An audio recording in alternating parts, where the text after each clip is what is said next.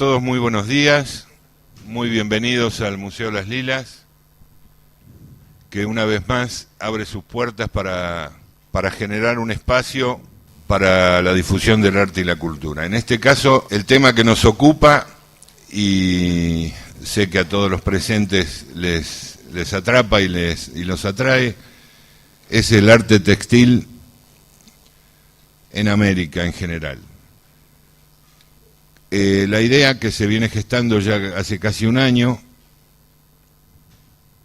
era intentar abarcar todo el espectro que involucra a esta artesanía o a este arte textil desde los tiempos remotos. Sabemos que esto surge como una necesidad en la fabricación de vestimenta y conjuntamente con la alimentación, y de ahí se desarrolla esto que vamos a intentar abarcar en estas jornadas de 3 días y medio.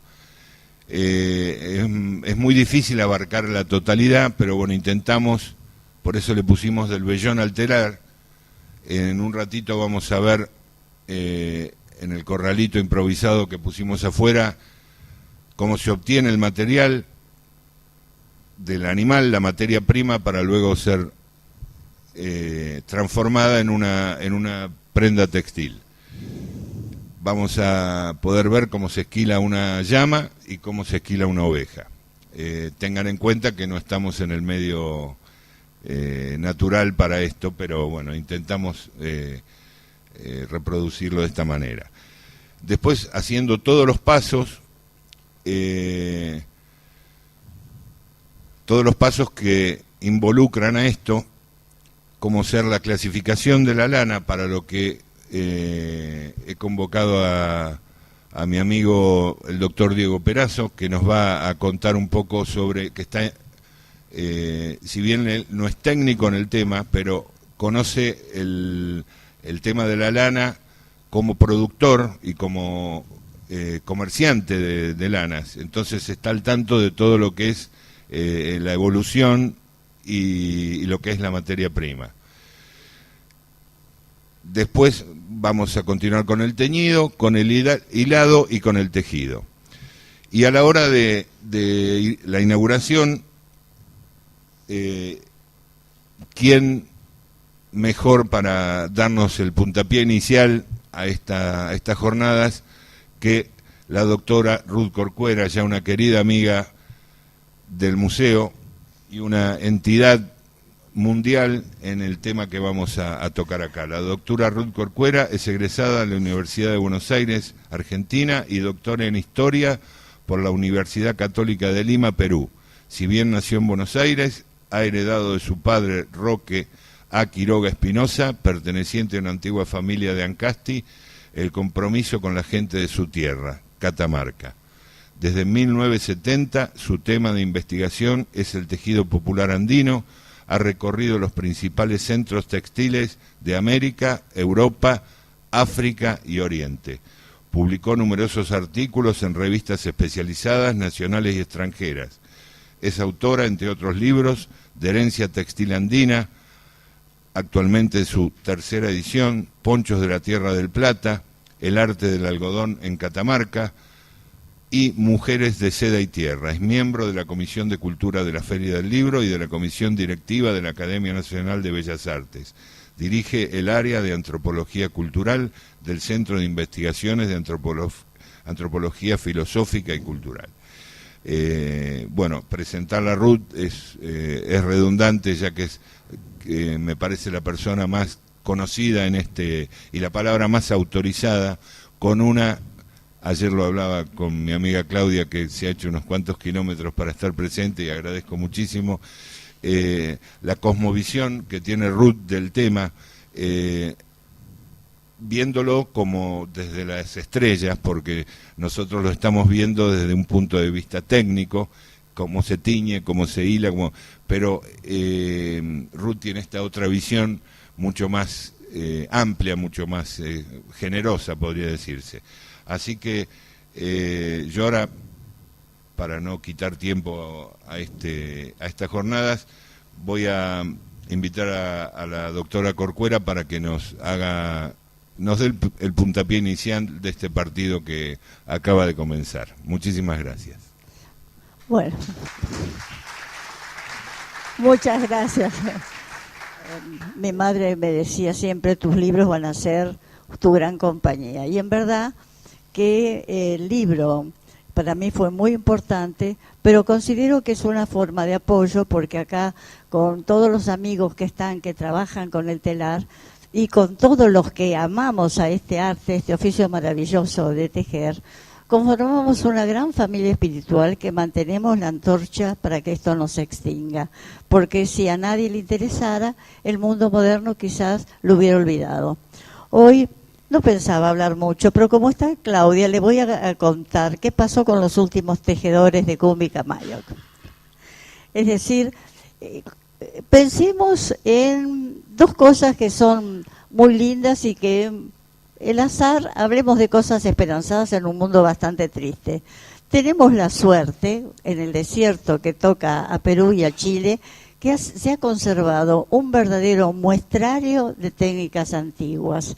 Solamente hay dos partes en el mundo, una en el desierto egipcio, donde todavía se puede encontrar en el Fayum piezas coptas y piezas muy antiguas, mucho más antiguas que los coptos, y después acá en América, es decir, tenemos un echantillón, como dicen los franceses, de técnicas, no falta nada, todo. Y me voy a recordar a dos arqueólogas americanas que le tengo una especial afición. Una es Lila O'Neill y la otra es Anne Gayton. El Lila O'Neill fue en la década del 30 al 40 una mujer apasionada por trabajar en China y Mongolia sobre gasas y sobre los primeros pasos que da el hombre saliendo del hilado a armar algo. Y Lila O'Neill, cuando termina su gran trabajo sobre gasas en Mongolia, como quien sigue una voz interior, dice, bueno, ahora me voy a dedicar a América. Y se va a Paracas. Y ve en Paracas, cerca de la costa, de lo que hoy es, que está muy de moda, que a todo el mundo lo mandan a Caral porque es una ciudad maravillosa. La vi y nunca vi un auditorium tan parecido a un auditorium moderno como el que tiene Caral en el Perú, en la costa, que tiene 5.000 años. Y cerca está Supe, que es, como yo digo, la patria de la serpiente emplumada en el Perú. Y Lila O'Neill, que venía de ver tanto material de telas antiguas en el Lejano Oriente, se queda, pero realmente emocionada de ver todas las cosas que trabajaron estos antiguos peruanos. Y dice, hay 4 técnicas que hicieron en Paracas que no las puedo distinguir. Ella, que se había pasado décadas trabajando, dijo, hay 4 que me han asombrado, nunca las había visto. Y ahí empieza un poco esta historia de la suerte que tenemos los americanos de tener esa maravilla de ese muestrario en América. Y todo lo que eso influenció. Y ahora que estamos trabajando con Claudia en un libro sobre tejido, me encontré con unos trabajos muy interesantes de una historiadora que apoya en documentos que ella trabajó en el Museo Naval de Madrid, en la Biblioteca Real de Madrid y muchísimo en el Perú, documentos donde se habla de cosas que jamás habíamos pensado. Por ejemplo, viajes costeros de pequeños comerciantes en el sentido antiguo, porque no existía la moneda, por supuesto, sino de intercambio, que hace que vayan por la costa, y a eso se debe muchos dibujos que se ven en la costa del Perú, que decíamos, ¿qué significa? Y eran los signos que le daban a los pequeños, digamos, navegantes, porque eran barquitos de totora, y que a través de otros y otros y otros, desde la costa del Perú, la costa central, llegaban hasta Valdivia, Chile, con pescado seco. Es increíble ese trayecto que esta mujer, María Rotorowski de Díaz Canseco, la historiadora, fue encontrando. Eso para los del sur. Los del norte, porque ellos dejaban, digamos, su cometido a la altura de lo que hoy es Trujillo, el norte de Perú. Pero de ahí seguían otros, que eran a la vez agricultores y navegantes. Y seguían hasta la isla de Puná, en Ecuador, porque iban buscando que es la conchilla famosa, que la vemos hasta en los entierros de altura, en los Andes, que es el Spondylus, que es una conchilla rosada, que significa la vida, y que se han hecho descubrimientos en los entierros de altura. No sé si alguien fue a Salta y vio los chicos que hay en el Museo de Salta. Ahí hay Spondylus también. Bueno, este cuento para hablar de hablemos de lo positivo, cuántas cosas recibimos como para darnos esperanza sobre América. Es decir, todo el panorama puede ser muy oscuro, pero eso es nada frente a los años que tenemos, nada. Porque ahora, cuando estuvimos hace muy poco en Chile, nos dijeron que había un gran investigador norteamericano, Tom Dillahay, que había encontrado restos de 32.000 años de tipo polinésico o de todas formas oriental. Hablemos 32.000 años, quiere decir que casi antes que el Homo sapiens. Y que habrían entrado en territorio argentino hacia la parte de Tehuelche. El asunto de Dillahay nos quedó realmente que nos trastornó, porque antes, hasta hace 20 años, hablar de difusionismo era una mala palabra, porque decían, es difusionista. Pero después de ver a Lila O'Neill, después de escuchar las excavaciones de Dillahay, nos damos cuenta de que los hombres quizás buscaron algo que lo dice muy bien un gran antropólogo que trabajó en Siberia. Les recomiendo un libro, se llama Las raíces del mundo, de Leroy Gourand, que dice que los hombres, en el primer momento, él trabajó con mamúes, por ejemplo, y con las obsidianas que encontraba. Dice, los hombres cuando hacen un artefacto siempre ponen algo más. ¿Qué es lo que buscan? Y el comienzo del arte. Siempre buscan algo más. Y ese algo más es el comienzo del arte, porque no lo necesitaban. ¿Por qué iban a hacer un raspador que fuera más lindo, si con raspar el cuero era suficiente? No, buscan un raspador que tiene algo que es el nacimiento del arte. Y eso es innato del género humano, lo cual es maravilloso. Pero vamos a hablar entonces de qué fue de los últimos grandes tejedores del lago, los que encontraron los españoles. ¿Qué tiene que ver eso con el poncho, por ejemplo? Vamos a citar una cosa más cercana porque tenemos acá una bellísima exposición de ponchos. Cuando llegan los españoles con grandes problemas, entre ellos luchas entre almagristas y pizarristas, todos venían con la ilusión de minas de plata, muchas encomiendas, etcétera. En la zona del lago había un grupo de grandes tejedores de cumbi. ¿Y qué es el cumbi? En la historia del Perú, el cumbi es la más fina de las telas. Por ejemplo, un poncho de vicuña de gran calidad, para ellos era un cumbi, tenía que ser muy delgada, y la manejaban fuera de las que trabajaban para la familia del Gran Inca. Los cumbi camayo eran los hombres, salvo las mujeres escogidas para hacer chicha y para hacer la ropa del Gran Inca, que ellas estaban separadas porque formaban parte de ese círculo sacral que rodeaba al Inca como hijo del sol. Pero entonces llegan los españoles, primero con una cosa que los separa, que es el idioma. Unos vienen del relato y los otros vienen de la escritura. Otra cosa que los separa es el valor monetario. Para unos el oro era atesorar el oro y hacer moneda. Para los otros era simplemente el resplandor del sol. Entonces, ¿cómo que eso crea graves dificultades en la visión del mundo que tenía cada uno? Porque era muy distinta. Piensen ustedes en la leyenda del Dorado. Los españoles escucharon hablar mucho de la leyenda del Dorado y buscaban las minas de oro. pero se trataba de que en una laguna iba revestido de polvo de oro un personaje que podía ser el cacique del lugar y que representaba su poder solar. Esto nos trae como un pensamiento lo difícil que es conocer al otro cuando el otro no tiene las mismas claves. Y esto es un problema contemporáneo, porque nosotros ahora, por medio de esta nueva, digamos, planetarización que tenemos a través de las comunicaciones, tenemos que empezar a entender al otro.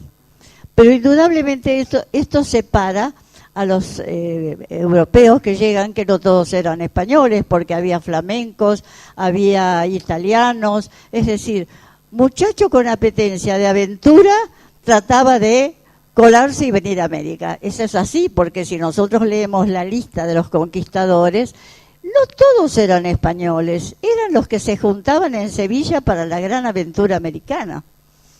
Llegan ellos a la zona del lago. Ahí escuchan que hay grandes tejedores, todos juntos, muy cerca del sitio donde la tradición decía que había surgido la pareja inicial del Incario, Manco Inca y Magma Ollo, la mujer. Y que la mujer, Magma Ollo, los había llevado a aprender el tejido. Pero cuando llegan los españoles, desconfían de estos cumbicamayos que estaban cerca del lago. Y lo que leí que me llamó la atención es que los torturaran. Dije, ¿pero por qué los torturan? Pensé. Pero me lo responde Murúa, uno de los cronistas, que dice, los torturaban por hechiceros. ¿Qué quiere decir? Que había algunos ritos que los acercaban a Magma Ollo. Es decir, los que trabajaban en las telas finas estaban concentrados cerca de donde la tradición que impusieron los incas, nada más que en 150 años, decía que estaban unidos a esa mujer, la esposa de Manco Inca, que era el creador del imperio inca, por el tejido. Y por eso es que los torturaban por hechiceros. ¿Pero qué fue de ellos? ¿Qué hicieron los españoles con ellos? Bueno, lo primero que hicieron los españoles es pensar en ponerlos en algo que pudiera dar algún tipo de rédito, porque eran otros tiempos y era otra gente. Entonces, primero se lo dan a un comendador que se muere sin pena ni gloria y no hizo nada con los cumbicamayos. Siguieron los cumbicamayos, que según algunos españoles de muy mala voluntad, dice que los habían llevado forzadamente los incas de sus grandes centros, como era el centro que había en Huancané, en Ayacucho, que yo estuve en ese, obraje pre-inca. Y era un obraje con todas las de la ley, con un control de calidad. Se veía un centro de un personaje que controlaba a los tintoreros, a los hilanderos en cada habitación. Era un perfecto obraje. ¿Qué hicieron los españoles? Se pusieron sobre todas estas organizaciones incas y las manejaron ellos. Cuando le dicen, ay, porque el obraje es un invento español, por favor, vayan y caminen por los obrajes que hay. En el mismo Cusco donde hoy se levanta Santa Catalina. No hablemos del de Ayacucho porque lo recorrí con un amigo mío, el doctor Silva Santiesteban, que era el director de la Casa de la Cultura, porque siempre discutíamos lo mismo. Este es un obraje inca. Hasta que un día vino un arqueólogo, que es un muchacho norteamericano, y dijo, sí, claro que es un obraje pre-inca, ni inca, pre-inca. Pero los incas desplazaron a los grandes tejedores y se los llevaron al lago. Como les digo, cuando entre luchas, hablamos del 1500, entre pizarristas y almagristas, le toca a un señor que se muere sin pena ni gloria y no hace nada con todos estos tejedores. Pero llegan los dominicos, y los dominicos parece que eran bastante inteligentes para hacer negocios. Y entonces un dominico empieza a tocar las telas y dice, acá hay una tela finísima que es el cumbi y acá hay una tela muy tosca y hay muchos españoles pobres. Voy a empezar a vender las telas estas modestas en cantidad para los españoles más pobres, porque no todos eran encomenderos. Hablamos que estaban en plena lucha entre almagristas y pizarristas y corrían españoles de acá para allá, se cambiaban de bando, se tenían que ir caminando o tomar barcos para irse a cualquier parte porque los esperaba la muerte en esas luchas que fueron las guerras civiles entre ellos. Y entonces estos dominicos empiezan a vender mucha ropa modesta, que era la ropa de abasqui. No se atrevían todavía al cumbi, porque el cumbi era como sagrado, porque era solamente de vicuña, exclusivamente, porque la vicuña es hija del sol, es libre, no le pertenece a nadie, no se puede domesticar. Entonces ellos siempre tuvieron la vicuña para el gran Inca y para algún miembro de su familia que lo regalara. Desde ahí es un símbolo de poder. Llegó un momento en que estos dominicos se dan cuenta que también pueden vender vicuña, y es el momento en que un comendador empieza en cierta forma a pedir a España que le saquen esa encomienda a los dominicos, que él quiere hacerse cargo de esos indios para catequizarlos. Yo creo que buena intención y buen negocio quería hacer, pero las dos cosas van juntas. Esta es la historia de este comendador, que fue el primero, y yo digo es uno de los que le da esa idea de que la vicuña, que un poncho de vicuña es un poncho de jerarquía. ¿Por qué? Yo creo que alguno de ellos, si no fueron los dominicos, fue el comendador Peralta, que unió las dos cosas. El poncho existía, el poncho era americano, el poncho existía, lo vemos en la gran cantidad de ponchos arqueológicos que salen en San Juan, que salen, por ejemplo, he visto cantidades en el sur de Perú. En toda la parte del sur, la Universidad de Tacna y la Universidad de San Agustín tienen cantidades de ponchos, pero ¿qué faltaba? El caballo.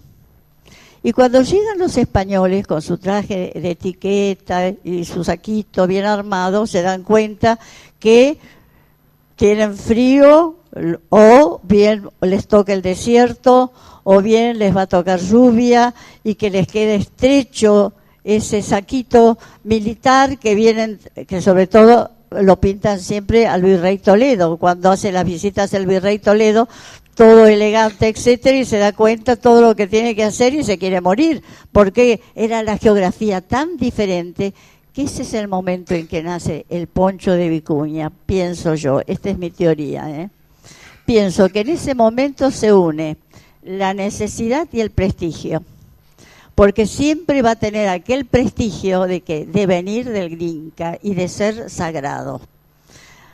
Esto es como si yo le dijera que nace el poncho, nace por necesidad, y aquellos Cumicamayo, dicen los cronistas, que cuando cae el imperio inca y decididamente los españoles toman el control, vuelven a sus sitios. Ellos vuelven a Huancané, a Ayacucho, y quedan los más fuertes, que son siempre los aymaras, porque la zona del lago estaba dominada por los urus, que eran muy enigmáticos y que decían que ellos no eran ni hombres, que eran como algo raro que surgían del lago.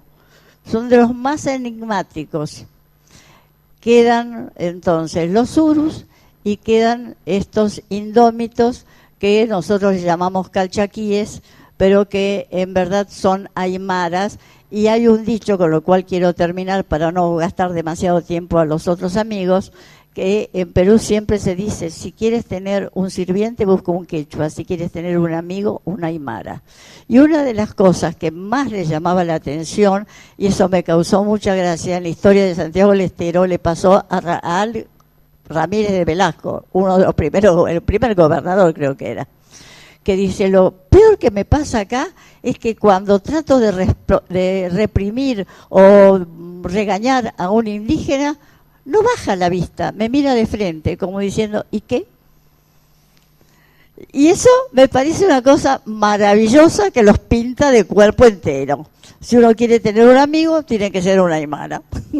Bueno, no quiero distraerlos más porque pienso que tiene que seguir a alguien que sabrá mucho más que yo y hacen cosas tan lindas en el tejido que me ha gustado muchísimo encontrarlos con ustedes porque cada uno cumple su parte, como yo digo a la criolla, de fogoneo de un tema para que no se muera. Muchas gracias.